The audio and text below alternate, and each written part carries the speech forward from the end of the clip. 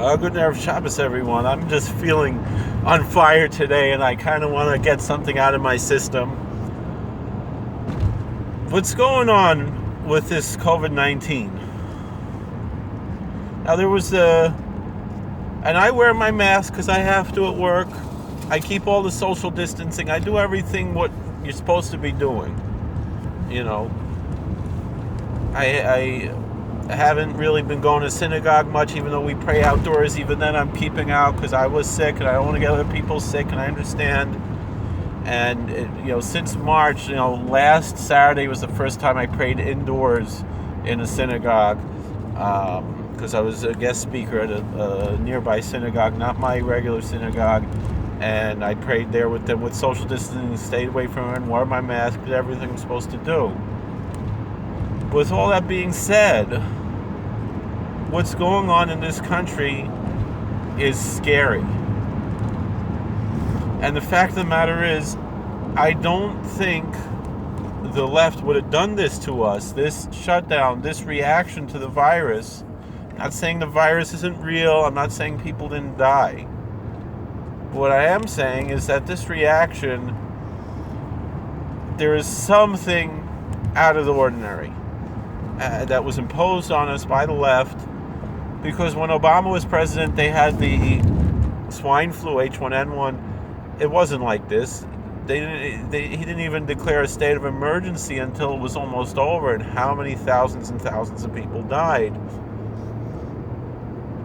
Fact of the matter is, people die every day. It's sad, it's unfortunate, but there's no way to stop people from dying, and most of these people who are dying would have died otherwise. Again, I'm not saying,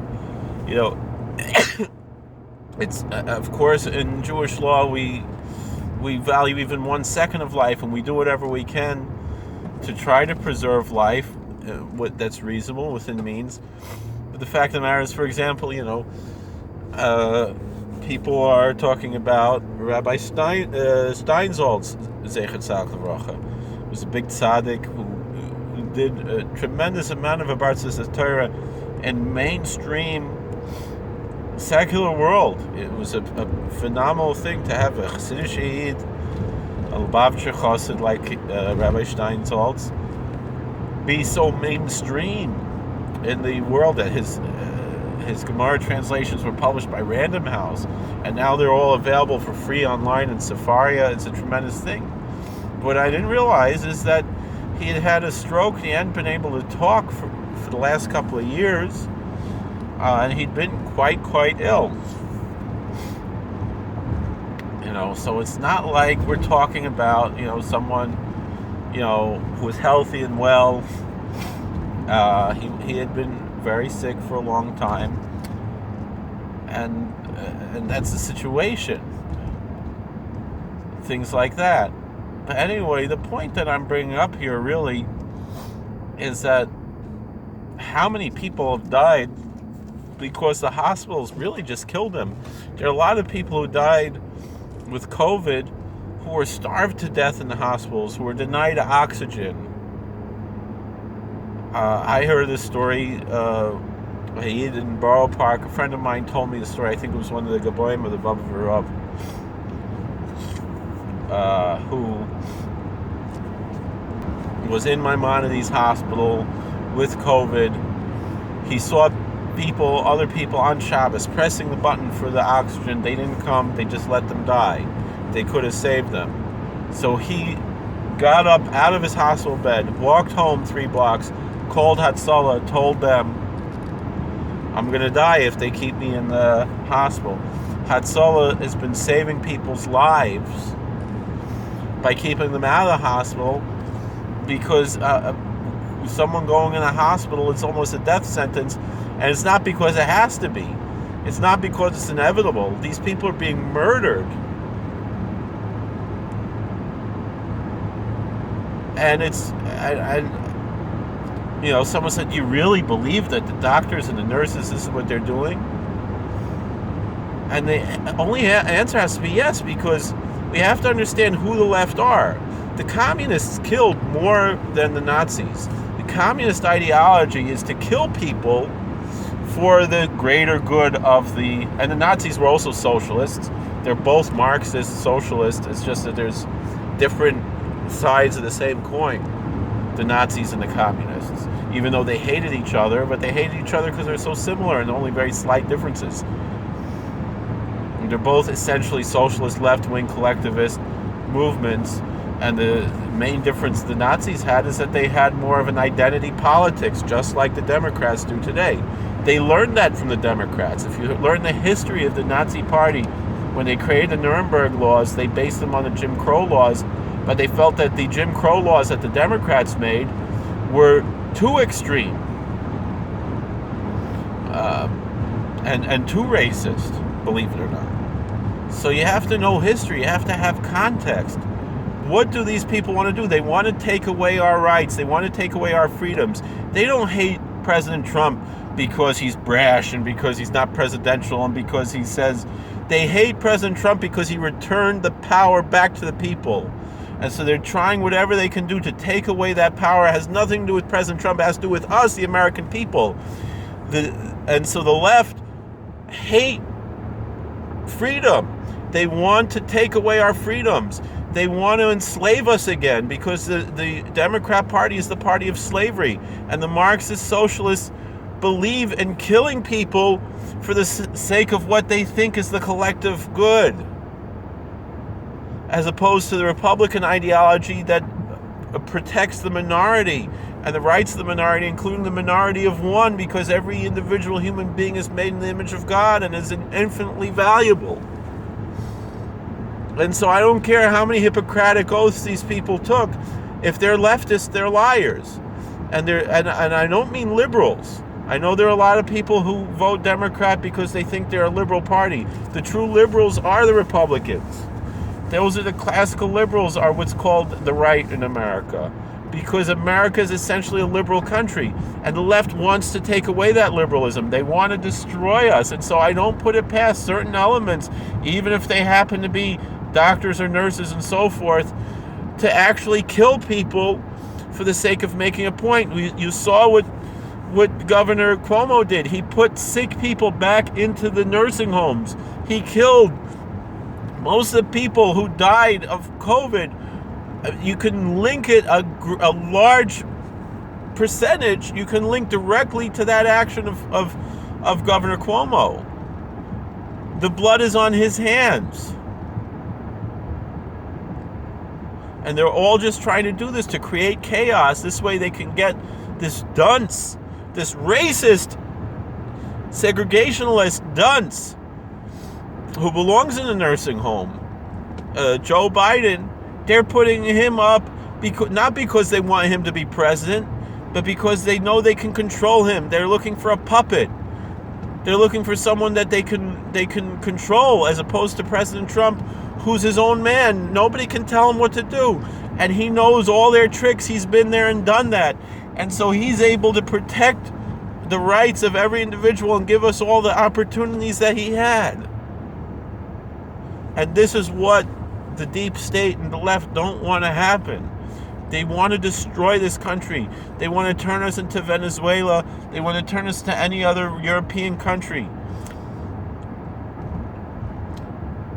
This is why, like Dr. Larry Arnn says, America is not only the newest country, but also the oldest country. Because yet, we're only a little over 200 years old, almost 250 years old, 240 years old, compared to, almost 250 years old, compared to ancient Greece and ancient Egypt and England and Germany and Poland and so forth, these old countries, Russia and so forth. But the fact of the matter is their regimes have changed so much that France is already on, France isn't the same France of Charlemagne. France is already on their fifth republic after their various monarchies and empires. And the most recent republic is only from the 1950s. Whereas we've been able to maintain this constitution since the 1780s because of the brilliance of this Constitution, and because we care about it.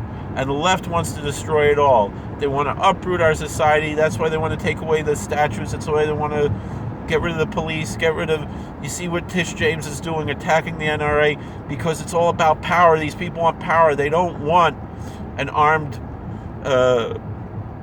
populace that can protect themselves from tyrants.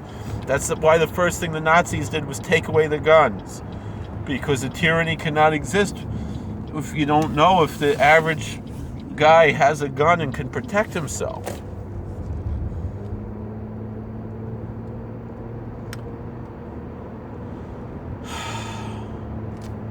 So that's why it's so important to make sure that the Democrats stay out of power. It's more important to keep the Democrats out of power than it is to vote Republican. It just happens that the Republicans are the ones that are able to do it.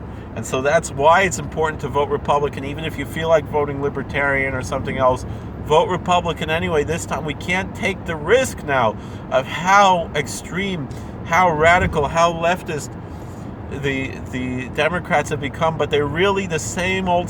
Nothing has changed. They're the same racists. Because that whole obsession with identity politics.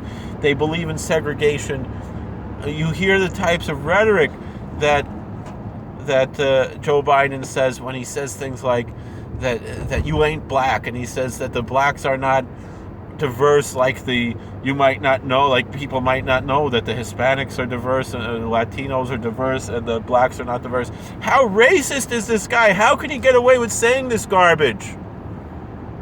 If Donald Trump, who is from the party of Lincoln, would say anything similar to that, you'd never hear the end of it. And yet this racist, segregationalist, the same thing, they say, oh, the Republicans are homophobic. Donald Trump never said that marriage is between one man and one woman any time in his campaign. Obama said it. He changed his mind, made a big deal. Biden has said it. They all said it. And the thing is, because essentially, like I said, the Republicans are the real liberals. And again, I might have my religious views about that subject, but it is what it is. And yet they get away with all these lies about President Trump, who is really the least racist person, really an authentic liberal. And he should have, when he called out this that Biden said the other day, he should have pointed out, we are the party of Lincoln, and they are the party of the KKK, Jim Crow, slavery. That's who the Democrats are. That's who Joe Biden is. He is a racist. He has a long history of saying really, really racist things.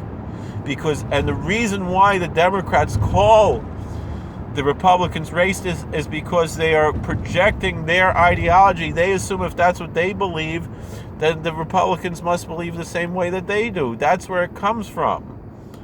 Whereas the Republicans don't see skin color. They don't see anything. The Republicans are generally colorblind. And the Democrats will call you racist for being colorblind. That's how twisted they are because of their obsession with identity politics. Because what they care about as Democrats is the demos, is the demographics. They want to divide the country up into groups so they can divide and conquer and destroy this country. And we can't let them do it. We got to be strong. We got to be united.